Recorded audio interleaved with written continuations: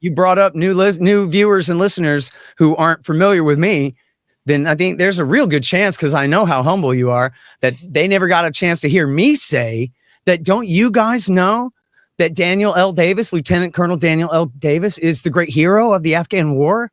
And that just like Matthew Ho tried to warn Barack Obama not to do the escalation, the giant surge escalation in 2009, Danny Davis is the heroic whistleblower who came out in 2012 and said David Petraeus is a liar. The surge failed. It made everything worse, and we got to get out now because we cannot win. And I promise you now, just as he told me on the show then, this war is a fool's errand. There's nothing we could do. I asked Danny Davis, I said, yeah, but what if I gave you an extra 500,000 men and an actual talented general instead of David Petraeus, the great American fraud? And Danny said, nope, it would still be a fool's errand. And that's why my book on Afghanistan is called that. It's because that's what Danny Davis said back in 2012 and 2013. We should not be doing this. And people should go, you can read about it in my book, but you can also read his article that he wrote for the Armed Forces Journal and read all the great journalism about his heroic exploits there. I mean, this is a lieutenant colonel in the U.S. Army breaking ranks to go public and tell the truth and call the general in charge of the war a liar.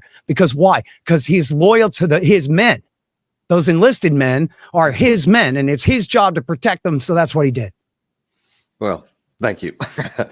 So anyway, sorry, I'm not comfortable with praise and whatnot. Well, so, tough.